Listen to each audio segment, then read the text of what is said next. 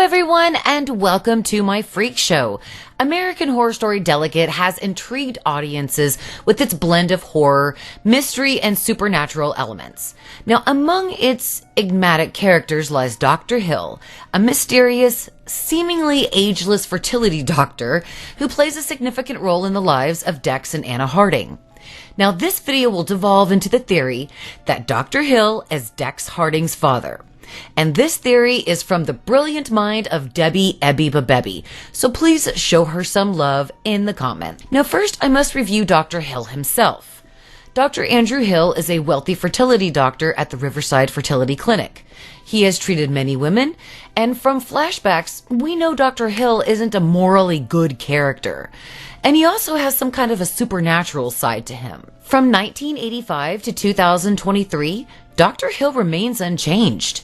This supernatural element adds an intriguing layer to this theory, suggesting that Dr. Hill may possess powers of longevity beyond human comprehension. Now, let's get into the meat of the theory, the evidence. The absence of Dex's father in the show and the narrative provides fertile ground for speculation, allowing for various interpretations of the identity of his dad. Now, Virginia Harding's description of Dex's father as a sadist who abused her during their marriage sets the stage for a character shrouded in darkness and cruelty. Dr. Hill emerges as a compelling candidate, giving his close proximity to Dex and Anna, as well as his significant role in their reproductive journey. The visual symbolism of Dr. Hill and Dex that are framed together in cinematic shots during pivotal moments, like when the implantation procedure in episode 1, it hints at a deeper connection between the two characters. In a series known for its visionary elements and symbolism, such framing choices carry weight and significance, suggesting a bond that transcends mere doctor-patient interaction. The dynamic between Dr. Hill and Dex further supports the theory that they have like a family relationship. In episode 5, when Anna complains of abdominal pain, Dr. Hill initially dismisses her concerns until Dex's intervention prompts him to re-examine Anna and give him more of her attention. And this moment highlights Dex's influence over Dr. Hill, hinting at a deeper connection between the two beyond the confines of medical practice. Moreover, Dr. Hill's wealth is evidenced by his luxurious lifestyle and ability to provide financial support. That aligns with the theory that he could be Dex's father. Remember, Dex's dad paid for everything, and that's why Virginia said that she didn't think that Dex would want to turn against his father. Now, the revelation that Dr. Hill may have changed his last name to conceal his true background adds another layer of intrigue to the theory, suggesting a desire to hide his supernatural background, and in the front of people, they see him as someone who's normal. In American Horror Story Delegate, the theory of Dr. Hill's paternity adds a compelling layer of complexity to the whole narrative of the show, like in elements of horror, mystery, and supernatural. From his questionable nature to the narrative clues and the character dynamics, they all hint a deeper connection with Dex. And Dr. Hill emerges as a compelling candidate for Dex's father, in my opinion. And as this series continues to unfold its mysteries, I hope that they're going to actually let us know if these two are indeed related. So what do you guys think? Do you think Dr. Hill is Dex's daddy? And if not, who do you think it is? Let me know all your thoughts in the comments section because you know I love reading them. Weekly Wednesday live streams are every single Wednesday at 7 p.m. Central Standard Time. AHS returns April 3rd, so get ready for Beyond the Horror. Don't forget to subscribe and like. Thank you all dearly so much for watching. Thank you so much, Debbie. All of you, please beware of sexy scathage. Hello, everyone, and welcome to my freak show. I have a theory, and it's one of my favorites. Anna has dissociative identity disorder. Allow me to prove this theory to you. Spoiler warning, though. Subscribe for all things AHS and like the video if you enjoy it. Shout out to channel member Blaze. Very quickly, let's review the definition of DID. Dissociative identity disorder is a mental health condition. If you are living with DID, it means that you have 2 or more separate personalities. These personalities control your behavior at different times. Each identity has its own personal history, traits, likes, and dislikes. DID can even lead to gaps in memories and hallucinations, like believing something is real when it isn't. Dissociative identity disorder used to be called multiple personality disorder or split personality disorder, but DID is one of several dissociative disorders, and these disorders can actually affect your ability to connect with reality. Other dissociative disorders include depersonalized and derealization disorder, which causes a feeling of detachment from your actions, dissociative amnesia, or problems remembering information about yourself. And I must state that many clinicians do not believe in DID. But the most infamous case of DID is Cindy James, who I will review at the end of the episode. Now, it was the missing time gaps that first stuck out to me, guys. I wondered why Anna is losing time. But it was when I saw Anna's face, like her reflection in episode 1, right before she went on to the Andy Cohen show, that made me wonder if she's suffering from a serious mental disorder. So think about this. What if Anna has dissociative identity disorder and is actually stalking herself? That would mean that the basement doesn't have a portal to hell, and there really isn't a huge pimple on her face. The whispers, the chants, the mysterious noises, the women in black, the women stalking Anna, the changing appointment times, all of that could simply be hallucinations per the symptoms of DID. Even the basement from hell, just a hallucination. There is no conspiracy against her, and she's pregnant with a normal child. And that would mean that Dex, as much as I hate to admit this, but this would mean that Dex is actually a nice guy who cares about his wife and unborn baby. If Anna has DID, then I can only imagine how Dex is utterly confused. And it explains why he's so protective and placates Anna. And I wonder if it's possible that Dex knows Anna has a mental disorder, but I guess that wouldn't make sense, as I'm sure he wouldn't want the possibility of it being passed on to his baby. I mean, science isn't sure if DID is genetic or environmental. However, those with family history of DID have a higher source of developing it than others who don't. So my personal feeling is Dex doesn't know Anna has DID and has only known her for 2 or 3 years. I'm sure he's utterly confused why his wife is someone one moment and another the next. There's one thing that I absolutely want to point out really quickly, because there's guys, I found a lot of compelling evidence to indicate that Anna is behind everything. Such as when Anna goes to sleep at night, she wakes up in different clothing. Or whenever she's taken, such as when she was taken from the basement, she was wearing a specific set of clothes, and then when she wakes up later to find out that Babette had been beheaded, she was in different clothings. In episode 2, after Anna chased the woman from her apartment, the words, "Don't do it, Anna," were written on Anna's mirror.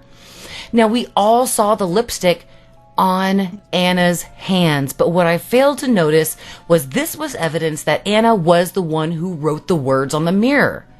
Another piece of evidence I found is when Anna is searching for Addie online. One of the links has already been clicked on, indicating Anna already clicked on that link on a previous occasion. Perhaps Anna doesn't remember she already checked out Addie online? Remember when Cora told Anna that Anna called and told her about a stalker?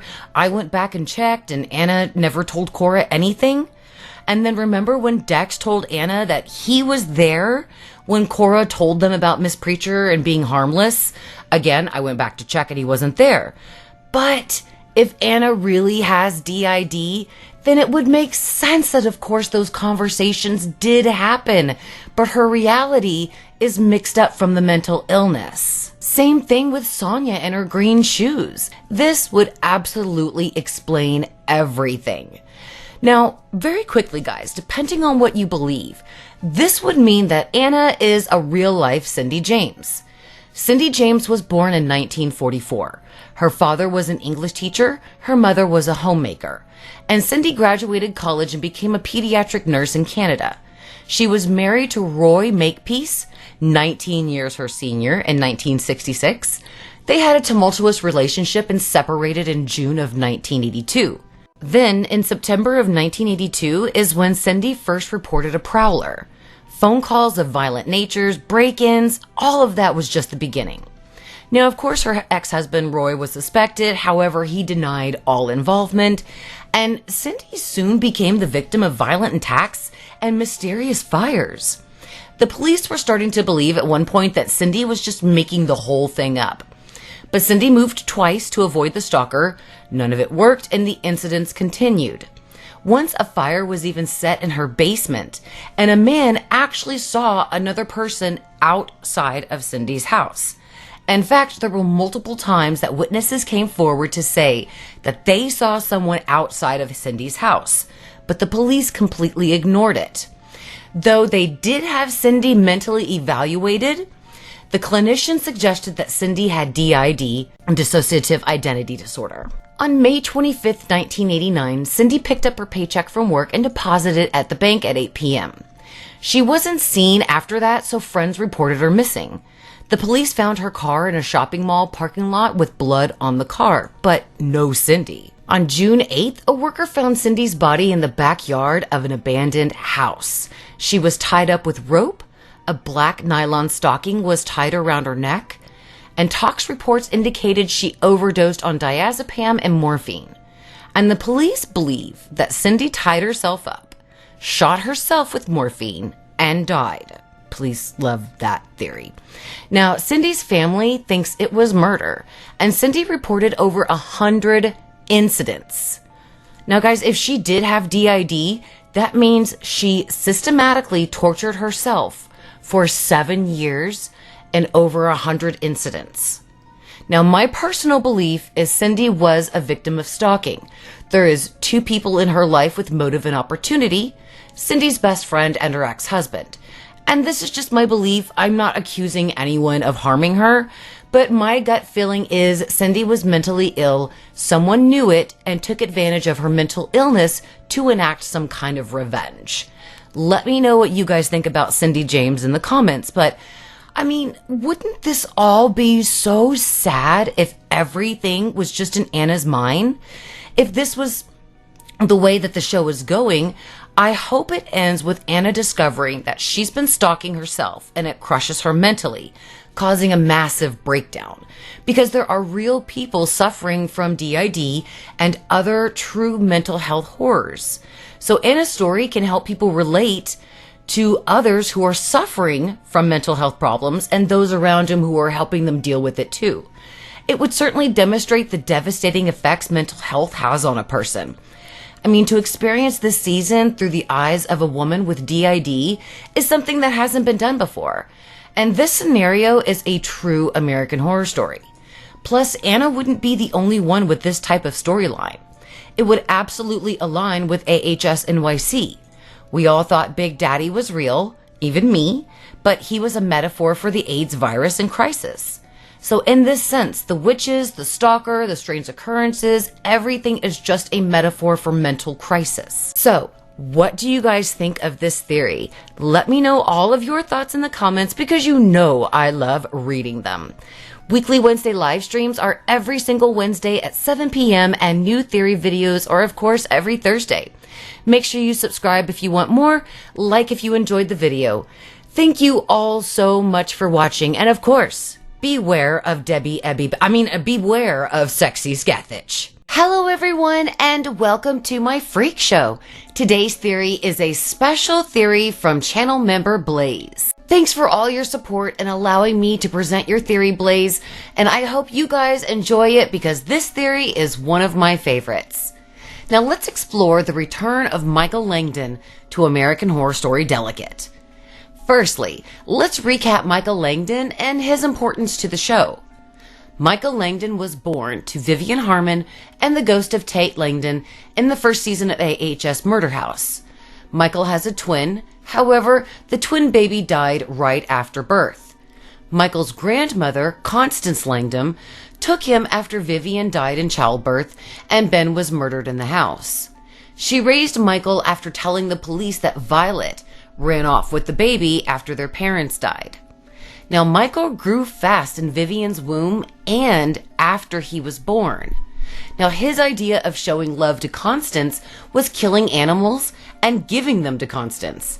And once Constance brought in a priest and then Michael killed that priest, Constance was done. She threw Michael out of the house and ended her future in the murder house.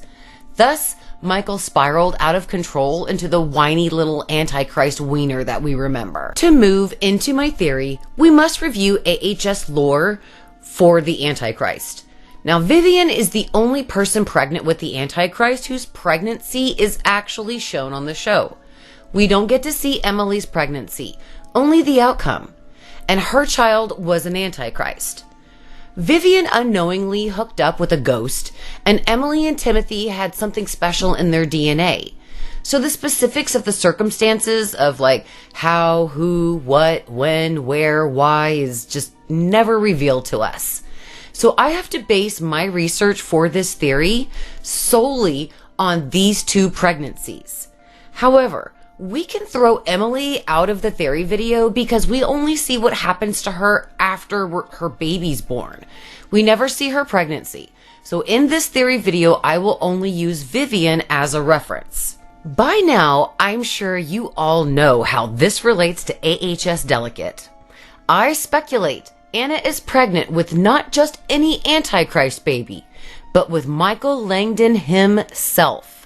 Now let's move into the evidence that Anna is pregnant with Michael. Okay, so let's start with the pregnancy symptoms and things that happened with Vivian in Murder House. Vivian experienced morning sickness, vaginal bleeding, terrible nightmares. The baby grew exponentially fast in her womb. She ate raw glands. The pregnancy itself was painful, and Vivian had an ultrasound where the technician saw that the baby had hooves.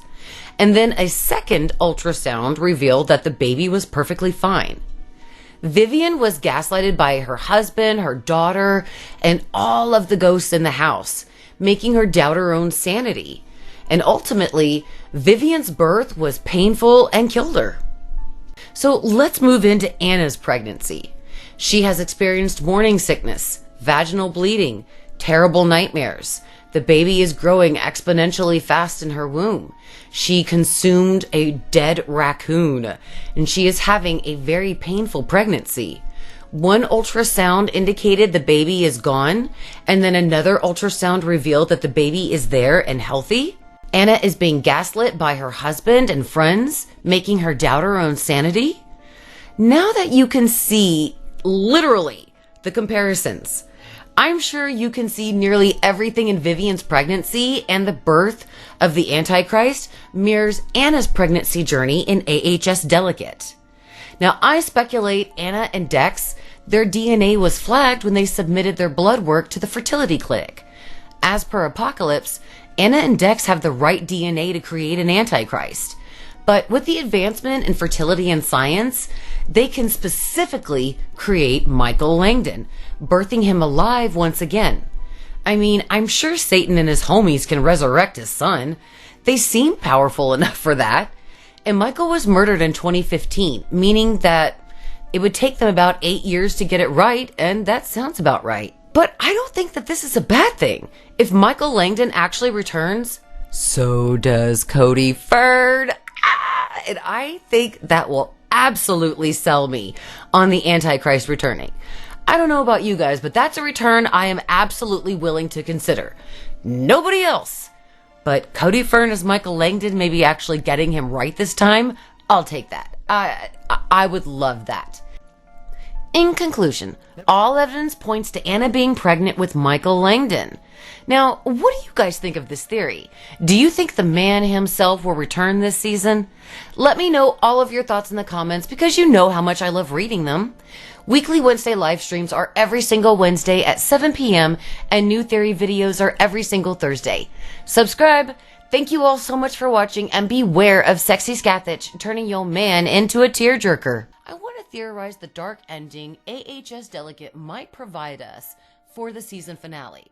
Now, this video speculates the final episodes of AHS Delegate, which have not aired. But, spoiler alert if you haven't watched the first 5 episodes of AHS Delegate. And if you want a detailed synopsis of the episodes, please see my AHS Delegate reviews. Don't forget to subscribe and like. In previous theory videos, I speculated on the storyline of AHS Delegate, why the babies are wanted, who Siobhan really is, and why Anna is chosen. But for this one, I realized I have nothing better to do than to think of AHS, so I thought harder. This season might not end with Anna happy, with her healthy baby, and without her shitty husband. I thought the episode might end opposite, and this video is my theory on the opposite of a happy ending. Now, at this point, we have 4 or 5 episodes left in the season, and I'm just going to speculate only 4 episodes, as I feel strongly that we're only going to get 4 more episodes in the second half of AHS Delegate. Episode 6 starts with Anna being nominated for an Oscar, and since Babette was killed, she's a shoo-in to win.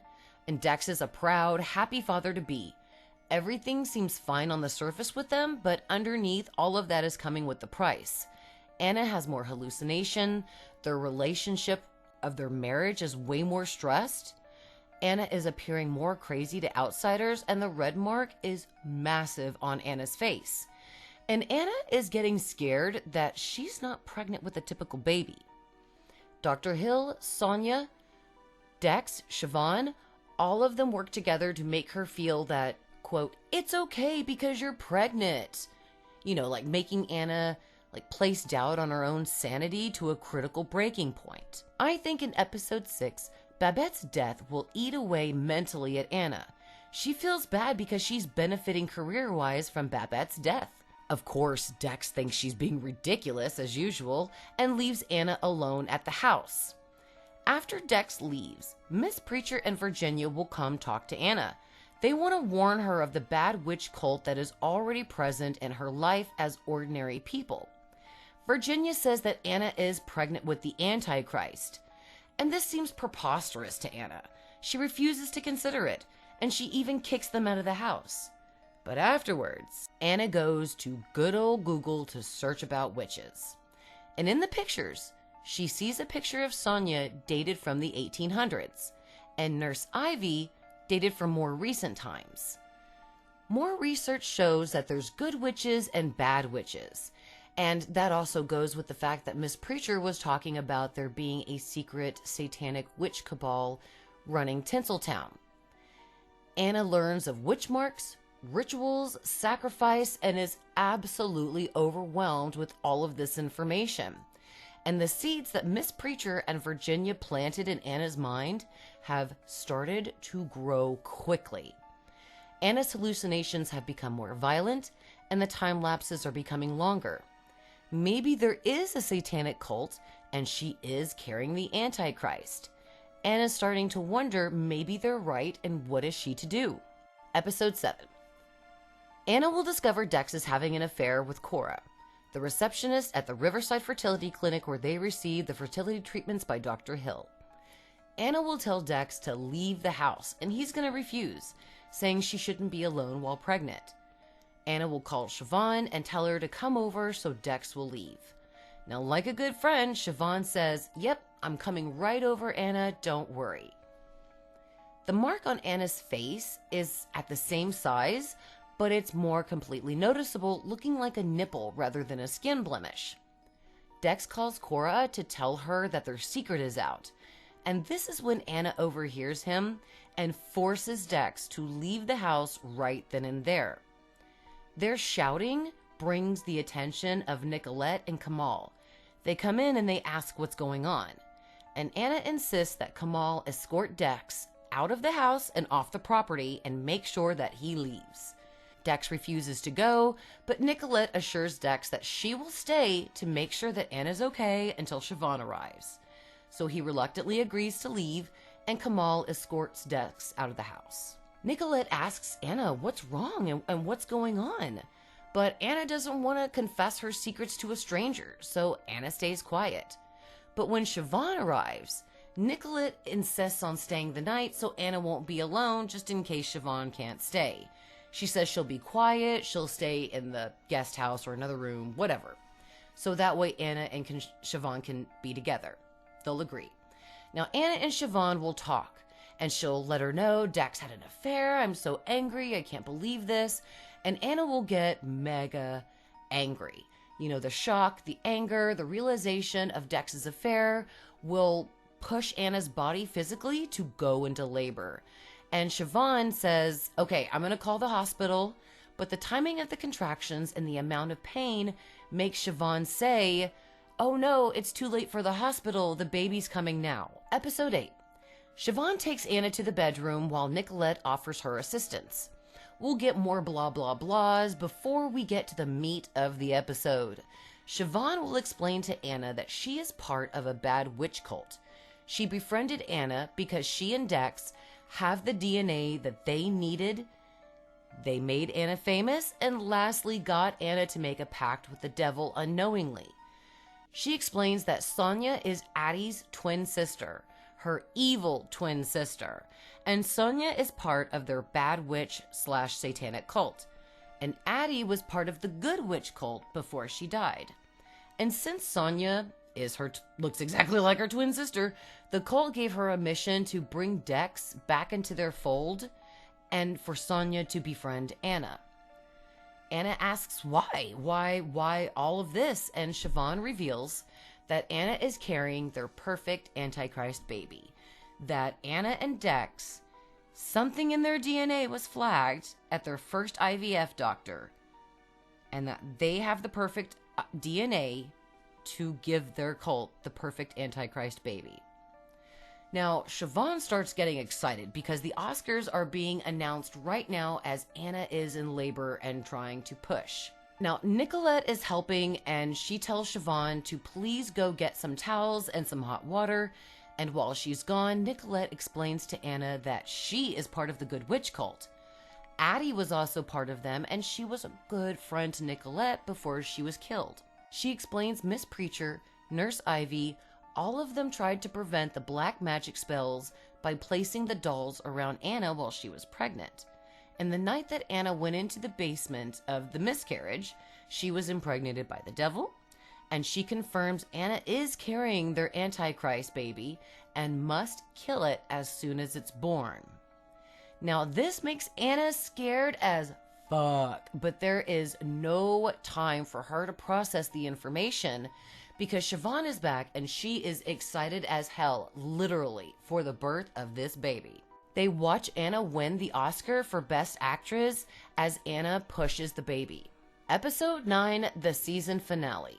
Siobhan, Anna, and Nicolette are in Anna's bedroom. Anna gives birth to the baby. It is a boy. The baby's here and he appears normal. Anna holds her son, basking in a new mother's glory. Then the baby suddenly latches onto the pimple on Anna's face, sucking the milk from it like they would a breast nipple. And Siobhan explains that the baby is the perfect Antichrist, and now Anna must be its mother. The cult gave Anna her wish. She won an Oscar for Best Actress. Her career is going to skyrocket. And now Anna has inadvertently joined their cult and is the mother to the Antichrist. Both the Ashleys and Sonia have arrived to see this new Antichrist baby. I would assume probably even more, maybe like Anton LaVey. But none of them are alone, as Nurse Ivy, Virginia, Miss Preacher, and maybe a couple of other of the good witches that we don't know about just yet in this season, they all have approached the house as well, but they are watching from outside the house. And we have a little showdown between the good witches and the bad witches, where they give more exposition. The good witches have been following the bad witches, the ones that are in Hollywood, but before that they've been killing their perfect Antichrist for so long.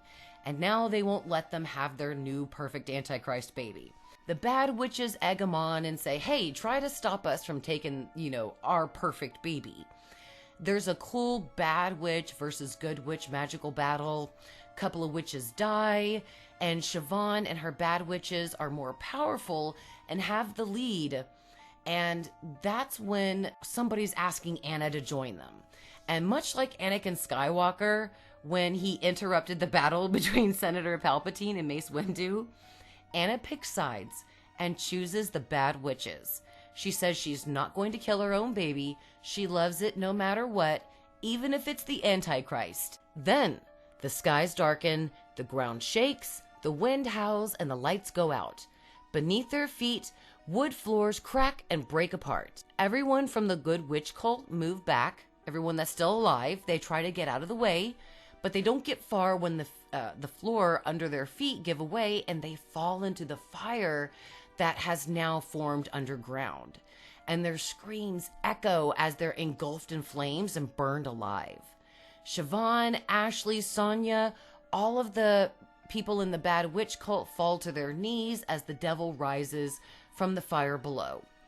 Anna smiles in true happiness as she presents her perfect son to his father.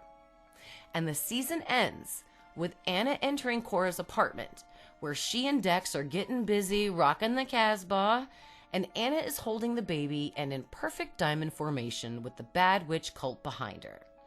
Dex is shocked to see Anna and the women suddenly in the bedroom, but he gets distracted and very happy because he sees that Anna is holding their son. And he asks Anna if that's their baby, and she says, yes, it's a boy. And he gets up with a huge smile of joy on his face. He holds out his hands for Anna to give him the baby. Anna looks down at her son. She smiles into his eyes and kisses his little tiny face, and then she gives the baby to Dex, and Dex holds the baby and smiles as he basks in a new father's moment of happiness. And so sweet, the baby seems to be so advanced. He smiles back at Dex. And Dex is taken so much with surprise. He's so happy, but before he can say anything, the baby lifts up its little hand, exposing his little sharp nails, and Dex brings the little baby's hand to his face to inspect his little newborn son's hand closer. Suddenly, the baby swipes at Dex's neck and cutting his throat wide open, and he bleeds just everywhere.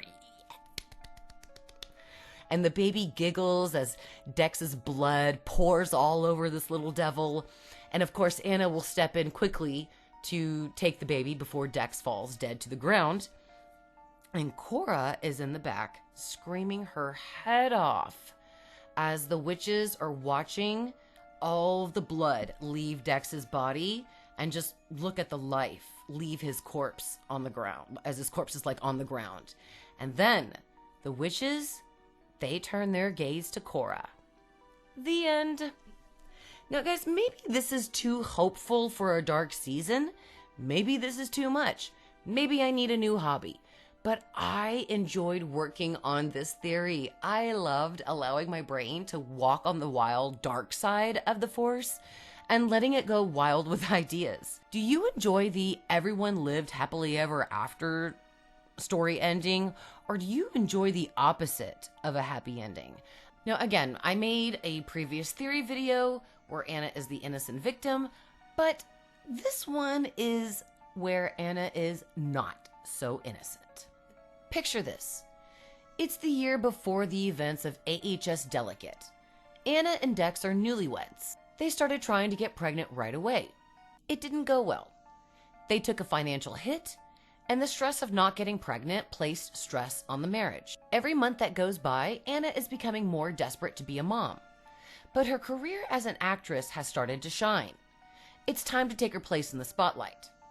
Yet, it doesn't go well there either, and the shine has started to wear on Anna's rising star. The two things she desperately wanted, a baby and a successful career, were right within her grasp. Now she feels like both have slipped out of her fingers. This is when Anna somehow meets Siobhan. Siobhan slowly reels Anna in, impressing her with money, celebrities, red carpet events, movies, and it gives Anna just a sample of a successful career as an actress. And that's when Siobhan drops the bomb. She has everything due to her allegiance with the devil. She explains she's part of a satanic cult, and they serve the devil in every single way. in exchange, they receive money, power, and the ability to get whatever they want. At first, Anna thinks she's kidding, but then quickly realizes Siobhan is serious, and it makes sense. And Anna is totally turned off to the whole thing at first, until she actually takes a moment to observe Siobhan's life from afar. She realizes that Siobhan is quite happy with her success and her devotion to the devil. So Anna takes some time to think, while remaining friends with Siobhan. Then, Siobhan dropped another bomb. The Bad Witch cult wants Anna to join them. She asks for time to think about it, but, Anna's like, I'm not going to join them. But it's when Anna discovers that Dex is having an affair with Cora that pushes her over the edge. She joins the Bad Witch cult with Siobhan, the Ashleys, and Sonia. Now remember, Siobhan tells Anna that together, they're going to give Anna the life of her dreams in a previous episode, so it makes sense that they are in cahoots together. Now, the plan is in motion to get Anna successful, hence the mysterious script, and the links that Siobhan went to get Anna casted, and the movie to be famous. And when Anna had the interview with Andy Cohen, she made a joke that she killed to get the part. But I bet that wasn't a joke, and I bet maybe she did or the coven did. Okay, so at this point, now that Siobhan is doing her part, it's time for Anna to do hers. Siobhan tells Anna to go to the Riverside Clinic where Dr. Hill will medically knock her out. They're going to call the devil. The devil's going to show up to say hi. He's going to check on things. He's going to have some lunch. He's going to make some meetings. And if he likes Anna, he's going to impregnate her if he desires. It would certainly make sense of why the other witches aren't pregnant, but that's just what I assume. And then after he impregnates the woman, has some more lunch, maybe smokes a cigarette, and then goes back to hell where he came from. Now, I don't know the specifics, though, on how it happens. Your guess is as good as mine on how getting pregnant with the devil baby works. I'm just kind of going off what the show implies at this juncture, and it isn't so cut and dry. But anyway, Anna is marked with the witch's teat after her encounter with the devil. However, the Good Witch cult has been keeping tabs on Anna and her new deal with the devil. And I think it was Nurse Ivy who broke into Anna and Dex's house at the opening of episode 1 and wrote the words "Don't do it, Anna" on the mirror with the lipstick. They want to warn her about the deal she's made with the devil. And when Anna was in the hospital because of the bleeding, Nurse Ivy pretended to be a nurse to confirm that Anna indeed was miscarrying the Antichrist. And the doctor confirmed Anna had a miscarriage, but later Anna goes into the basement and then later comes out pregnant. Guys, I have to assume that Anna knew her cult friends were down in the basement. Perhaps she never went into the little basement room down there, but I think she knew it was down there because Siobhan told her. And she willingly went down there after the miscarriage to have the devil called again to impregnate her. Because if he impregnated her the first time, obviously he'll hopefully do it a second time. Now, either the devil was the one who impregnated Anna again, or that is one fucking magical basement that is down there. So now Anna is knowingly carrying the Antichrist. I believe the arrangement is, once the baby is born, it will be raised within the cult. However, Anna will be its mother. So Anna will get everything she wants, a successful career and a baby. Now, I understand this does sound a little far-fetched, but my theory is reinforced at the end of episode 5 when Anna said she wants an Oscar more than a baby. I mean, a woman choosing an Oscar over the baby she's already pregnant with doesn't make sense. It's not like she can just turn her body around and back to the IVF center and put the baby back in IVF fertility storage. No. Why would Anna prioritize the Oscar over the baby? And I think Anna was getting a little maybe distracted, possibly, and screwing up Siobhan's attempts to fulfill her end of the bargain. And she was probably attempting to refocus Anna back on their task of winning the Oscar and giving the devil his son when she said that information at the end of episode 5. So what do you guys think? In this video, we will discuss Debbie's theory that the liquid vitamin B12 is the new form of the black pill, also known as the muse from AHS Red Tide. Okay, when I started this theory, I didn't see the same evidence as Debbie. This is her theory, so I wasn't necessarily looking for this information when I originally watched the first 5 episodes of AHS Delicate. However, once she told me her theory, I saw the show in a brand new light. I found many connections between the two, and in this video, you can watch the evidence I present and judge for yourself. Real quickly, let's review the muse pill from AHS Red Tide. The mysterious black pill known as the muse in American Horror Story Red Tide was created by the chemist. She worked for the US government for 9 years trying to unlock the creative parts of the brain. When the pill is taken, it acts as a catalyst for creativity, enhancing talents in writing, art, music, all that, almost instantly. However, this newfound brilliance comes at a big cost. The pill triggers an insatiable craving for fresh human blood while depleting the body's essential minerals. Normal food becomes ineffective, and personalities take a dark turn towards brutal arrogance with a single-minded focus on their own greatness. Now, for those lacking natural talent, if they take the pill, the effects cause a rapid descent into physical and mental deterioration within about 3 days. And this transformation results in individuals becoming angry, feral, violent, and it eventually turns them into these mindless flesh phantoms, which I kind of refer to as vampires. Now, interestingly, these vampires pose no threat to those who have taken the pill. Despite the dangers, addicted individuals are driven by the success it brings, not the drug itself. So anybody can stop taking the pill at any time. There's no withdrawals, though their creativity does diminish. Okay, let's talk about the liquid B12 that Anna is ingesting in AHS Delicate. Anna's agent and friend, Siobhan Corbin, is giving Anna liquid B12. And as you guys know, B12 comes in various forms, such as liquid, pill, and an inhaler. It is essential for physical energy, and it keeps your blood and your nerve cells healthy. And it makes sense that Siobhan gives it to Anna, but she's not a doctor. And let's get to the meat, okay, of this theory. Let's get to the evidence. Anna has demonstrated symptoms of someone who has taken the muse pill. Number 1, Anna was once popular in her teens, but at 36 years old, her career has suddenly thrived. The same happened with Harry and everyone else in Red Tide. Once dead careers met resurgence, or careers suddenly take off after ingesting the pill. Number 2, the dead raccoon called to Anna's stomach, and eventually she ate it. Consuming raw flesh, it was huge for the vampires, like Harry, Alma, and the others that were in Red Tide. Number 3, both Anna and the takers of the pill experienced hair loss. Number 4, Anna's arrogance regarding her fame mirrors those who have taken the muse pill. Number 5, people addicted to the muse are driven not by the drug itself, but by the success it brings. Anna's pursuit of an Oscar nomination or that Oscar award over a child mirrors this addiction to success. Number 6, once she ingested the pill, Doris experienced a loss of time. Anna has also experienced a loss of time after ingesting the B12. Now, I realize not every single one of these symptoms match, the original muse pill in Red Tide. So let's go over those differences and how it reinforces the fact that Anna is taking a new type of black pill. Number 1, Anna isn't necessarily as successful as Harry and the others from Red Tide. I mean, she is in a successful movie, but she's reaching hard for that coveted Oscar award.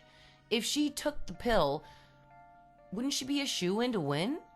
Well, if she would have taken the muse from Red Tide, that would happen. But this is a new version, an upgrade, so to speak. Perhaps the success part of the pill isn't so successful because of the lack of the fresh blood. Number 2, speaking of blood, the vampires and the creative people required fresh blood. The fresher, the better. Plus, Anna eats regular food, and Harry and the others could only drink blood or eat raw meat. Yet, this proves that the B12 is a new form of the black pill. It no longer depletes the 4 essential minerals as quickly, so Anna doesn't have the need to feed as often on the freshest meat and can eat normal food in the meantime. Number 3.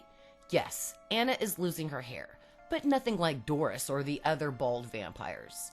Besides, it seems like Anna is like, in my opinion, that delicate balance between talented and not talented. Pun not intended, but an upgraded pill perhaps fixed the problem of the untalented turning into vampires. Perhaps it takes any form of talent, regardless if you're born with it, to activate. Again, guys, I realize that not every single one of the symptoms match the original Muse pill from Red Tide, but again, those differences reinforce the fact that Anna is taking an upgraded version of the Muse. Do you think the liquid B12 Siobhan is giving Anna is an upgraded form of the Muse pill from Red Tide? So what's going on with the story? Now, I speculate Dex was once part of a satanic cult, born into it from his father's allegiance. And he left the cult to marry Addie, but she died, so he moved on and married Anna. Now, Dex is miserable with his choice, and Anna is simply a young woman trying to keep her marriage together while maneuvering through a successful career and pregnancy. And with Dex miserable and Anna working so hard on her pregnancy and her career, Sonia just slides right into his life to recruit Dex back into the cult that he was once part of. Now, this is the perfect time to talk about the witches that we've seen in the show. And much like Apocalypse, there are good witches and there are bad witches. And I theorize the good witches are Nicolette, Miss Preacher, Nurse Ivy, and Addie. The bad witches are Sonia, Siobhan, and the Ashleys. The two clans basically are in clash right now. The bad witches are trying to have the Antichrist, or maybe like a demon reborn, and the good witches are trying to save Anna and her baby. Sonia tells Dex that in order to come back into the satanic cult, he has to let them impregnate Anna with Satan's baby and give them the baby after it's born. In exchange, all of his troubles, such as Anna, their marriage, everything will disappear and he's gonna have the world. Dex obviously agrees. It's the cult that's driving Anna crazy, making her miss hours, giving her terrible hallucinations, and it's the good witches that are placing the dolls to protect Anna and the baby, basically sending her those messages on the calendar as well. And I speculate the reason that the cult is trying to drive Anna crazy is that they want her to doubt herself. They want her to give birth in isolation alone with one of the witches, most likely Siobhan, to be there to help. I'm sure they're gonna, use the line, "Hey, there's no time, the baby is coming right now." So Siobhan and Dex will tell Anna after she's given birth that the baby has either died or Anna has killed it after it was born, in order to explain this missing baby. They're gonna prove it to Anna with how mentally unhinged that she has become, and of course the camera footage. Remember, guys, that there's all those cameras in the house, and Kamal said that there was not a camera in the basement, but there is. And it should have recorded everything that Anna did down there. Now, Kamal or somebody has had to have watched those videos before episode 5. And it's perfect evidence against Anna to prove that she has stepped over the line into insanity. Plus, 9 months of this cult actively trying to gaslight her will do its job. So I'm sure that at first she's going to believe them. This explains to me why Dex has been gaslighting Anna, lying to her and straight out calling her crazy. He's unhappy in his marriage with her, probably having an affair with Cora, the receptionist, and Addie is gone, and Dex wants to regain the safety and the power that he once had when he was with the satanic cult. If letting the witches impregnate Anna with the Antichrist baby, and then letting them take the baby is the only way back in, then I'm positive he's gonna take it. I also speculate that Dr. Hill is working for the bad witches, helping them find desperate women to give up their babies. And what he and the cult are doing with the babies is the topic of a new theory video next week, so look for that. Plus, I will post a theory video speculating on the rest of the season, so make sure, guys, that you're subscribed with the notification bell turned on to make sure that you're notified when I post a new video. So what do you guys think is currently happening on AHS Delicate? This week, let's talk about why I think the cult wants these babies. And let's quickly review the story Miss Preacher told Virginia in episode 5. When Miss Preacher was 25 years old, she was a budding fashion designer. She had a one-night stand and got pregnant. And when she went to have an abortion, a woman approached her and offered Miss Preacher help. She said if Miss Preacher gave her the baby, that she would give her the world. So Miss Preacher gave her the baby. And she never asked where the baby ended up or what happened to it. Later, we saw Dr. Hill helping Miss Preacher give birth while women dressed in black assisted. We didn't get to see the baby, just only the short, painful birth. In the past 5 episodes, we've seen the 2 opening sequences where 2 women gave birth, Mary Tudor and Miss Preacher. Both women had their child taken by an unknown group of women. The women were dressed in black, all in the dark, and singing Satan's song. Now, as I explained in a previous theory video, I speculate that there are good witches and bad witches. The bad witches are using Dr. Hill to find desperate pregnant women who will give up their baby without a second thought. So who is this woman that approached Miss Preacher? And why do these women want these babies? With the help of the information that the show has presented, I believe that this is likely the answer to those questions. Number 1, who was the woman that approached Miss Preacher? I speculate it was Siobhan. Siobhan has a knack for bewitching people such as Hamish, Babette, and even Anna. Seeing how she soothes Anna about her worries about her pregnancy and Dex, I honestly think Siobhan can relate to women in desperate situations. I can absolutely see her being the one who recruited Miss Preacher. Number 2, why do the women want these babies? At first, I assumed the answer was simple. The babies are either being sacrificed or raised in the cult. I thought that when the babies would turn 18 years old, they're set into the world to recruit people for their cult and to reproduce. Thus, the cult will multiply exponentially. But then I dived deeper. Because, you know me, it was completely unnecessary. I thought something else had to be going on. Mary Tudor's baby looked like the Antichrist. Why were the Ashleys there to take her baby? And why did the cult want Miss Preacher's baby? And this leads me to think that the babies being born don't last long. Perhaps they leave this world because they contracted an incurable disease or were murdered by a Supreme in an SUV. Who knows? One way or another, these new Antichrist babies did not survive infancy. I like the thought that the good witch cult is constantly monitoring the bad witch cult and ending the Antichrist babies before they come of age. On the plus side, I think the good witches have the power to save the baby before the Antichrist can possess its soul, but once it's born, that's it, it's an Antichrist. I believe the summer day dolls left behind are from the good witches. The dolls keep forces away from Anna and the baby. Watch it be something extremely crazy, like the baby's blood keeps the bad witches young or some shit like that. One thing about the babies that I must discuss is the babies themselves. Only Queen Mary's baby waited 6,000 years to be born. Miss Preacher, we never knew what her baby looked like or what happened to it. Only one of the babies is hinted at being the Antichrist, and sadly, I think the Antichrist is the main plot for the season. Again, now Antichrist hatred aside, this would make sense. The Bad Witch cult is trying to have the Antichrist reborn. They've been trying since the 1500s. The babies were either born sick, they catch an infectious disease, which sadly was rampant until 1950 when vaccines were introduced, or simply killed by the Good Witch cult. Now, this is different. Now they have a viable mother, Anna. But why did they pick Anna as the mother for their Antichrist baby? Now, I have a theory about their choice, so come back next Thursday to hear that theory. And if you're a channel member, of course, you can view the video early. What do you speculate is happening to the babies? Why do you think the cult wants them? Do you think that there's a good cult and a bad cult with witches? Just let me know your thoughts about the season in the comments, and I'm going to do my best to reply. As I began my topics for theories, this one right here became my personal favorite because I wondered what else Anna could be pregnant with other than the Antichrist.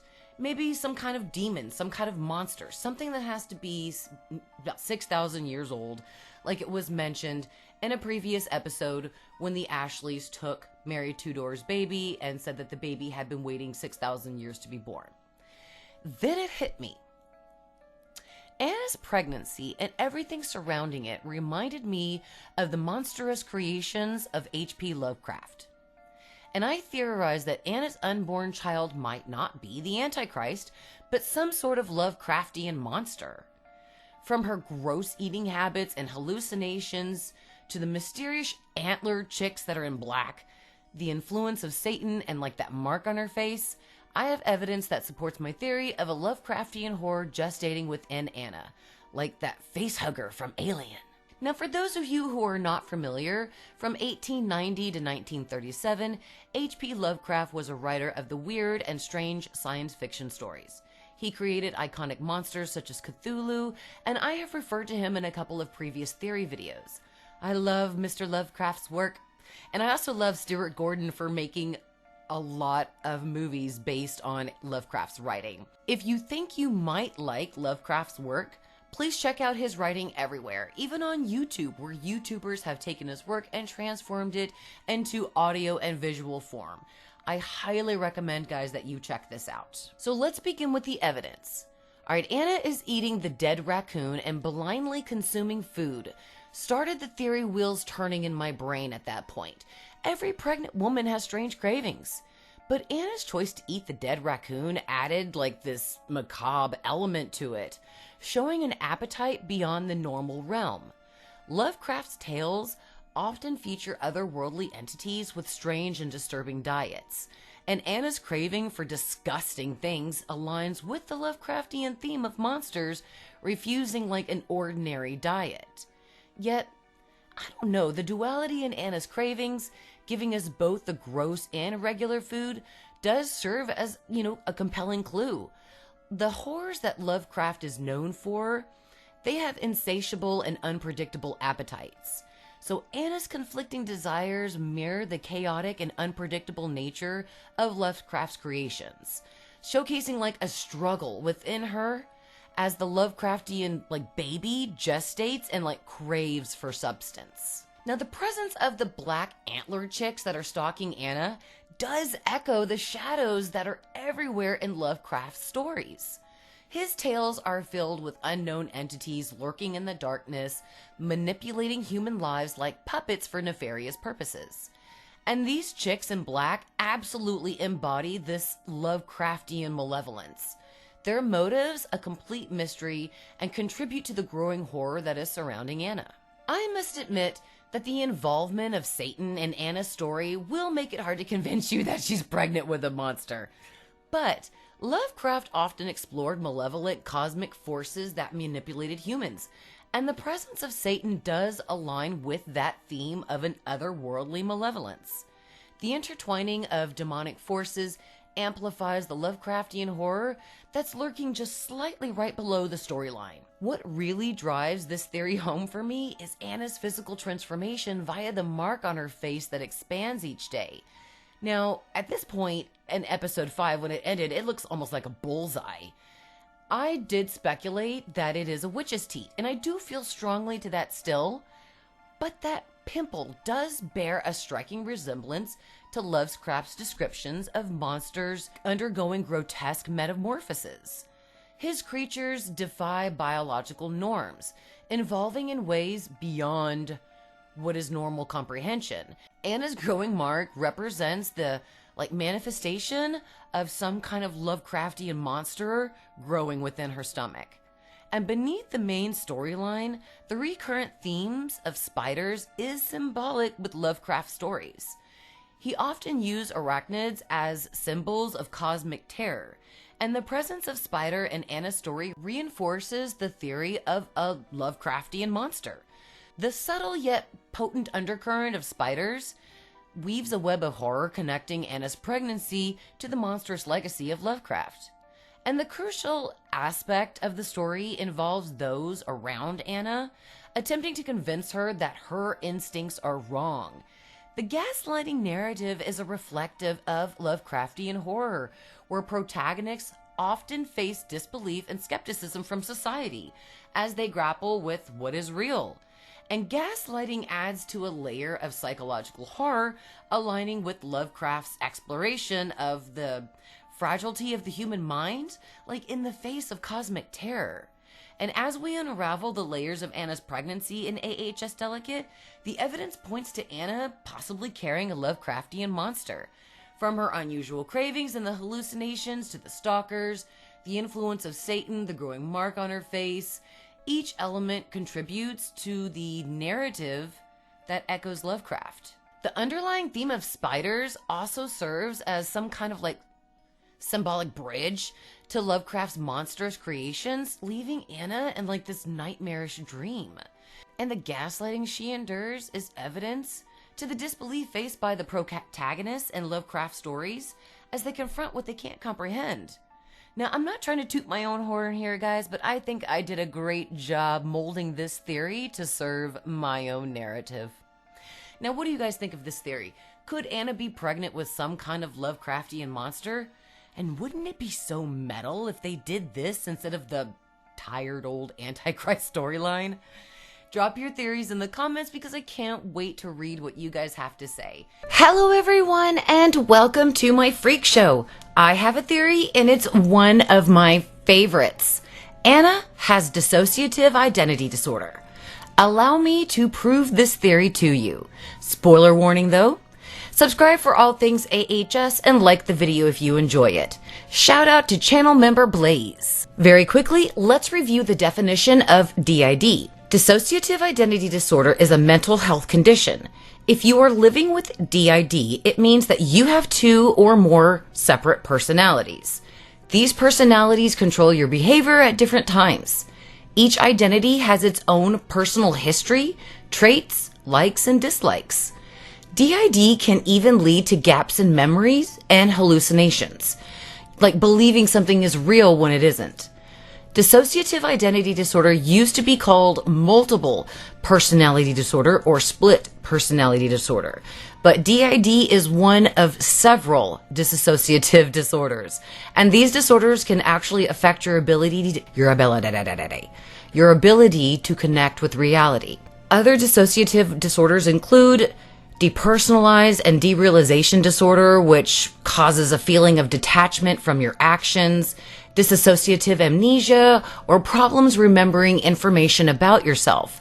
And I must state that many clinicians do not believe in DID. But the most infamous case of DID is Cindy James, who I will review at the end of the episode. Now, it was the missing time gaps that first stuck out to me, guys. I wondered why Anna is losing time. But it was when I saw Anna's face, like her reflection in episode 1, right before she went on to the Andy Cohen show, that made me wonder if she's suffering from a serious mental disorder. So think about this.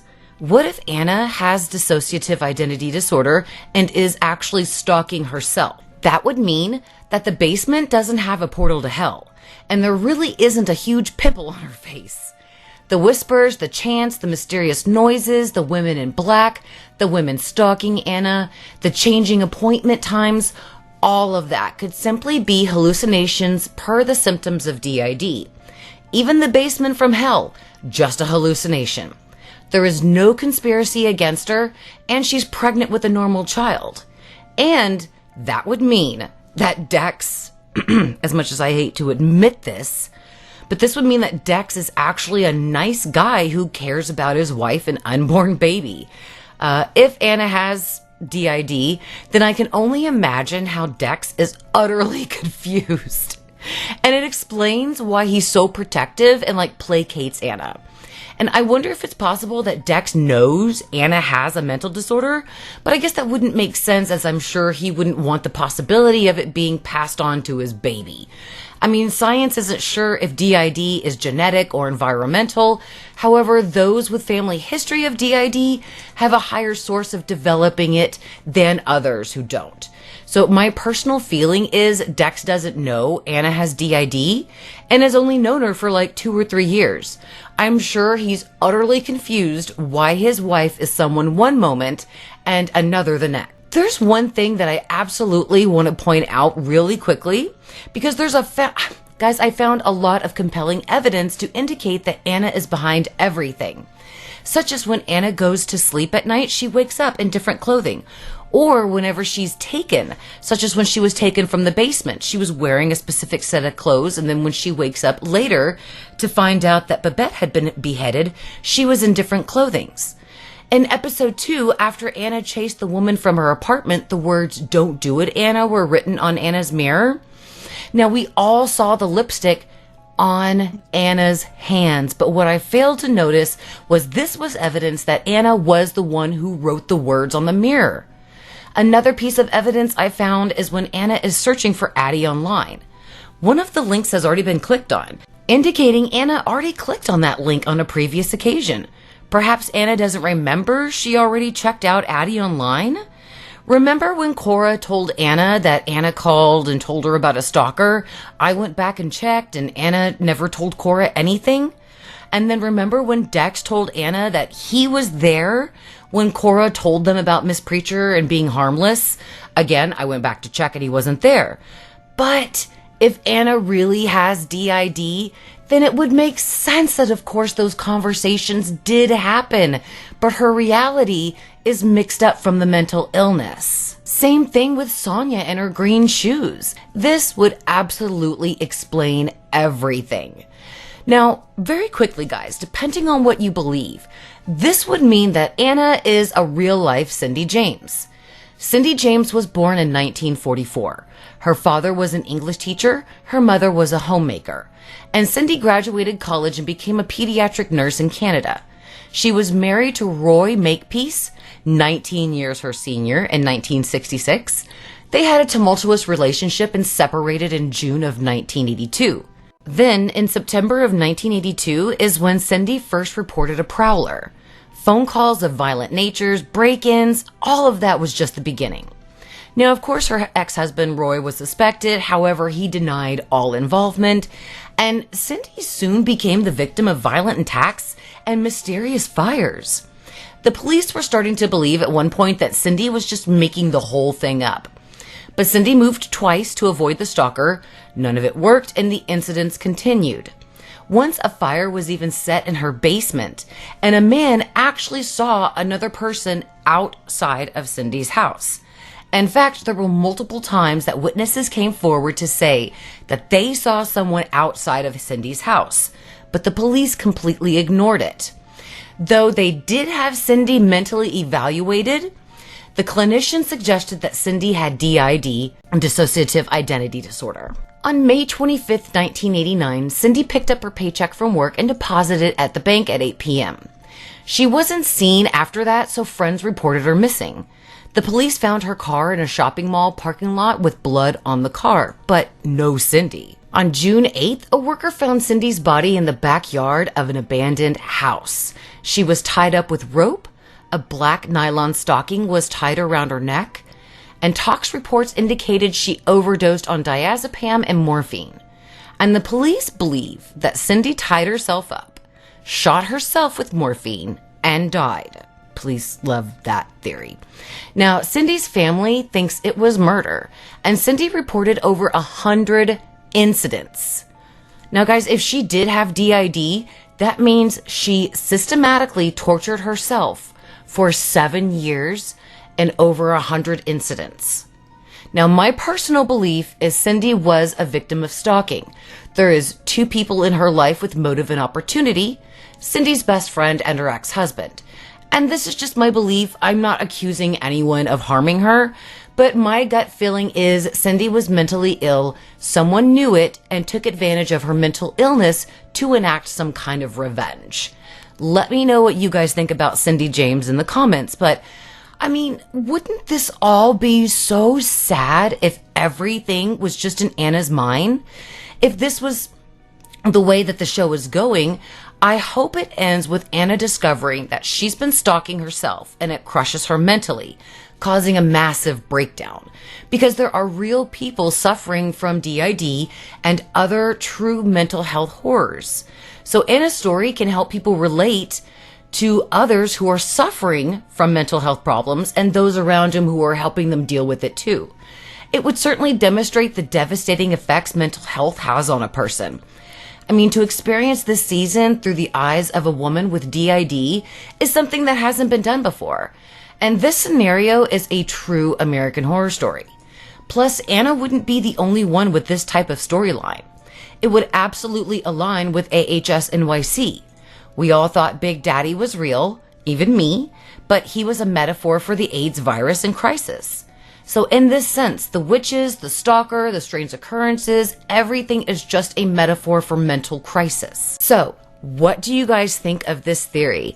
Let me know all of your thoughts in the comments because you know I love reading them. Weekly Wednesday live streams are every single Wednesday at 7 p.m. and new theory videos are of course every Thursday. Make sure you subscribe if you want more, like if you enjoyed the video. Thank you all so much for watching, and of course, beware of beware of sexy Scathach. Beware of sexy Scathach.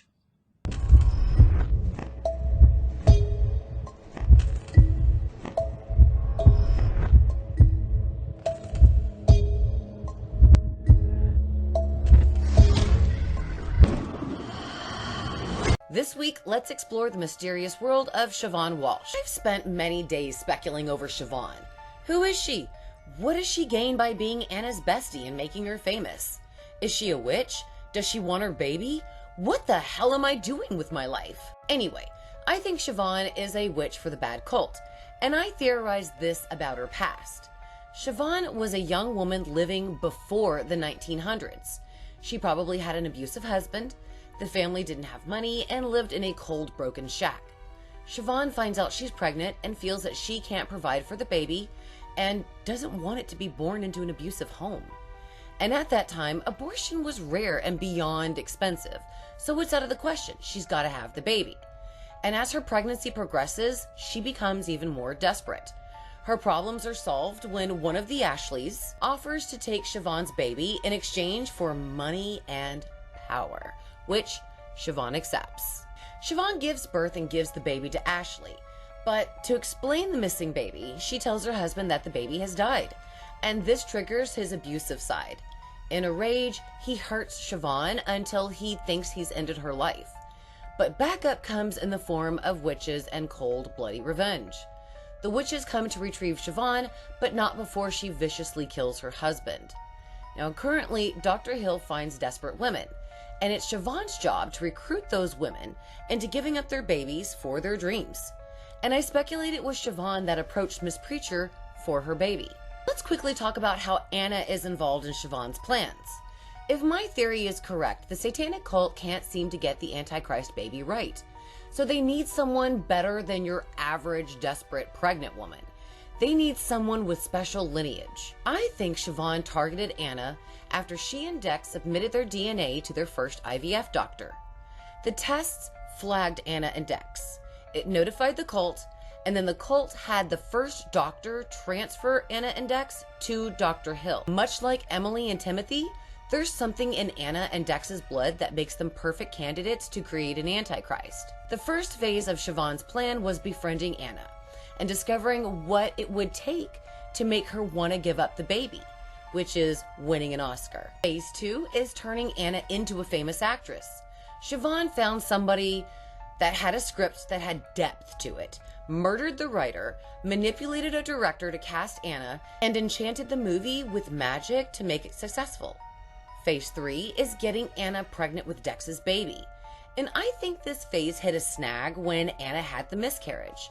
The cult had to get her pregnant and fast before their leverage of the Oscars had passed. And I speculate that when Anna was placed in a little gyno chair when she went into the basement after she passed out, the cult had Dex enter the room, and with their magical help, he impregnated Anna while she was passed out. Now, the baby is growing quickly and Anna is having abnormal cravings, just like Vivian when she was pregnant with the Antichrist baby. Phase 4. Anna is nominated for an Oscar and basically everything is in place for Siobhan. Phase 5. Phase 5 is to basically entice Anna to the dark cult.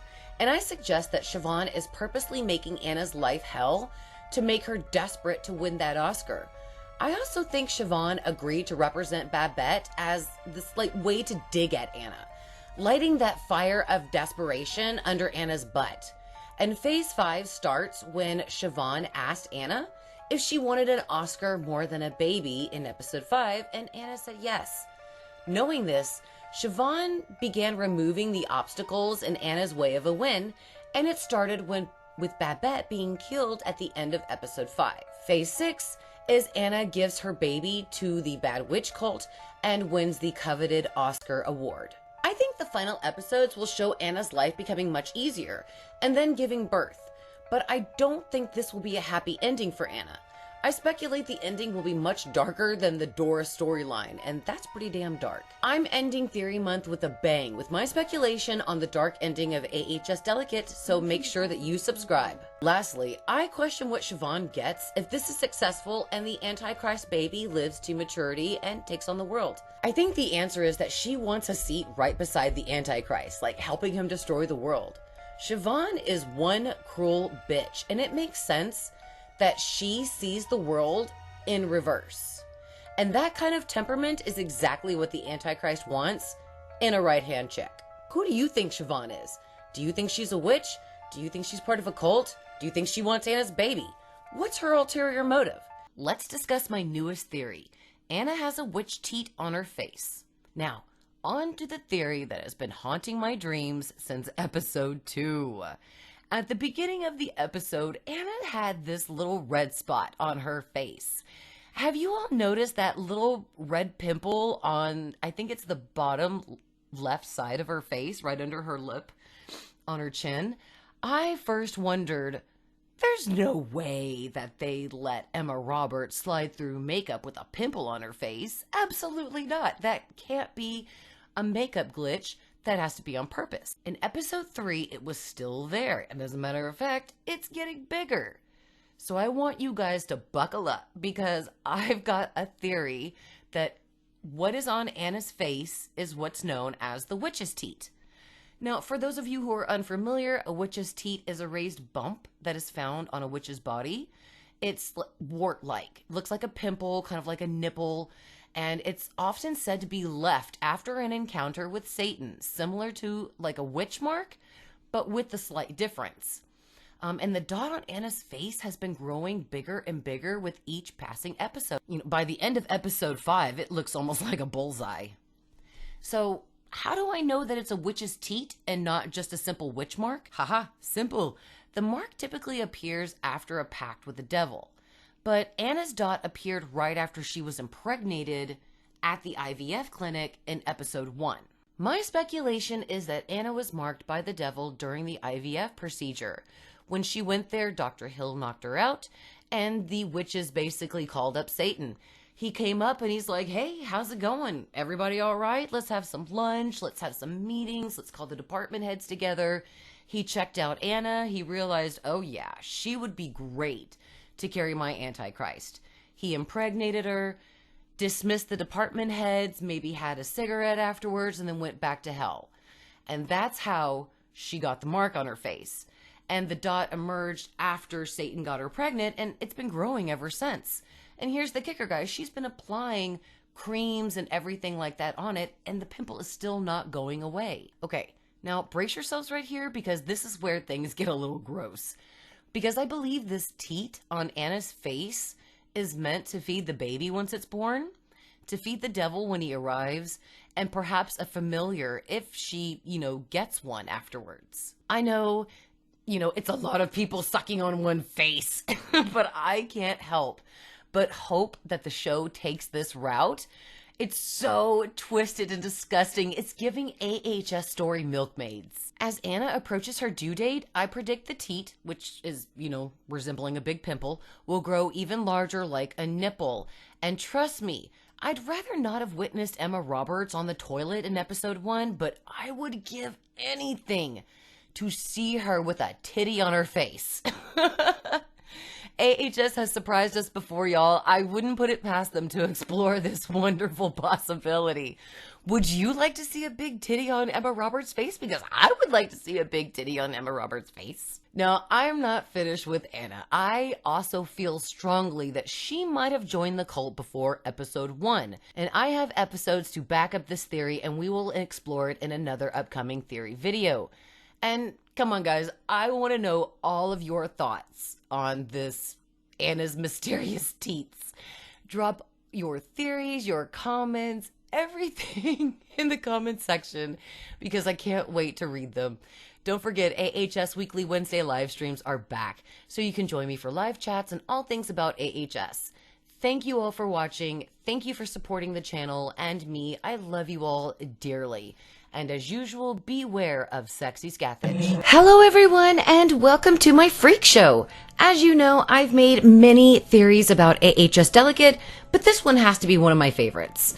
I theorize Anna was the one who killed Adeline Harding. Spoiler alert.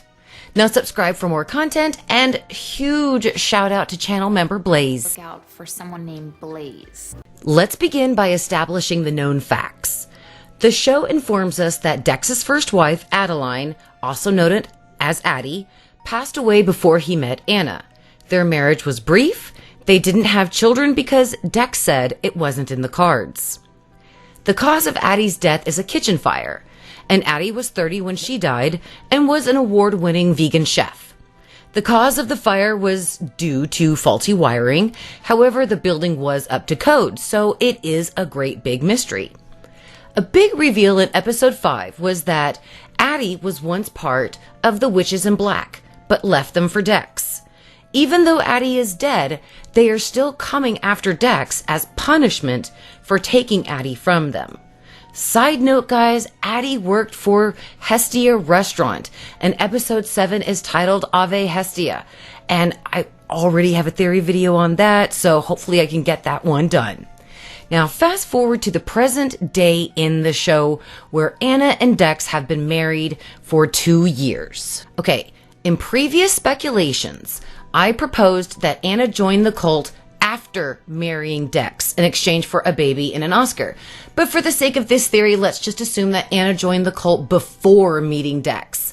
Maybe around 2015, earlier, something like that. During Anna's time in the cult, she became like a sister to the women. However, when Addie defected from their cult, it pissed off everyone, and they chose revenge. I guess I should say coven, because I don't think they're a cult. They are a coven. Now, first they had to get revenge on Addie.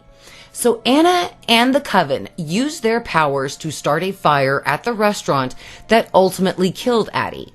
The cult now focuses their gaze on Dex. But what would be the best way to get revenge on him? What could the coven do to him? And I think their plan for revenge is to insert one of the coven members into his life and have a baby with Dex so it will be given to the cult. Now, why would this be revenge? Now, I speculate the reason Dex said that children weren't in the cards for him and Addie is because if they would have a child, they would be forced to give it to the cult. So now it's time for Anna to take on the biggest role of her life, being a kind, obedient, and naive young woman. Just the kind of woman that appeals to Dex. But even the best actress can't hide her true motives and emotions every single second. And I theorize Anna is under the amnesiac identity spell. The same spell was placed on Coco and Mallory in AHS Apocalypse. The cult placed the spell on Anna to erase her memories of the cult, her true relationship with Siobhan, the fact that she murdered Addie, and retain only a facade of a complacent woman, guided by a publicist for 2 years. And as time passes, a new Anna encounters Dex, now a broken man on the rebound. In less than 2 years, Anna becomes his new partner, then his girlfriend, and finally his wife. The ultimate goal is to make Dex suffer. And what would be a better way to make him suffer than to be the father of the Antichrist that they are going to take away from him, and that would make their coven even bigger and stronger. I understand that this is quite a reach, guys, but remember what Anna said to Andy Cohen in the first episode of AHS Delegate. But this part is so good, it seems like any actress would kill for it. Andy, you are absolutely right. And I did kill someone for the part. You did? Andy, you're absolutely right. And I did kill someone for the part. Okay, I know that was supposed to be a joke, but I think Anna is referring to killing Addie in order to get the role. The cinematography and the tone right before Anna went on the stage was dark, red, and ethereal, suggesting a dark undertone. Anna seemed lost in her own reflection as her memory struggled to resurface. It was giving total Kubrick. She is under an identity spell, suppressing her true memories, which occasionally surface, evident in moments like this one before the show. And there are also other moments in the show where it seems like Siobhan is giving her approval or disapproval. But if you look deeper into Siobhan's eyes, it seems downright sinister. Even when the Ashleys converge on Anna, she's taken back by their aggressiveness. They are absolutely manipulating Anna to fulfill her role. The women in black are absolutely monitoring Anna and are probably coven supervisors ensuring the success of their plan. Now, this would mean that Nicolette, Ivy, Sonia, and Miss Preacher are trying to counteract the demonic spells placed around Anna. Perhaps they're trying to break the identity spell to expose Anna as a witch. I mean, at this point, I don't think the good witches can do anything about the Antichrist, only kill it after it's born. Now, another example to show my theory is valid for consideration is the title of the season finale, The Auteur. Guys, the meaning of the word auteur is a filmmaker whose personal influence and artistic control over a movie are so great that the filmmaker is regarded as the author of the movie. Now, this could be the writer, the director, even the actors. But if Anna is playing a role, as I suggested in this theory, then she would technically be the one whose personal influence makes her the author of the Antichrist. Ultimately, Anna is the auteur. Her journey began when she joined the cult and continued when she killed Addie, married Dex, won an Oscar, and it will end with Anna having it all, an Oscar and a baby. One last thing that makes sense to this theory are the time lapses. Missing time points to the fact that Anna is under the influence of nefarious forces. If Anna is programmed to be meek and obedient, the time jumps suggest a hidden side to her personality. The night Anna went to the basement, through the looking glass, so to speak, she just kept going. Nothing stopped her when, she went through that little door. No spooky setting, the jars that were filled with the fetuses, the gyno chair. I mean, if Anna is so meek, why didn't she run away screaming back up the stairs to show Dex and Kamal the basement when she first went in there? And I think she didn't because she felt pulled, in a sense, by her subconscious. Remember, Mallory from Apocalypse didn't remember she was a witch, but that didn't mean she didn't have powers. I absolutely feel that Anna is part of the Bad Witch Coven and killed Addie Harding with the intention of marrying Dex, having the Antichrist, and achieving her dreams. What do you guys think of this theory? Is Anna under an identity spell? Is the Bad Witch Coven part of the satanic cult? What am I doing with my life? Let me know all of your thoughts in the comments because I love talking to you guys about this show. Weekly Wednesday live streams are every single Wednesday at 7 p.m. Central Standard Time. New theory videos every Thursday.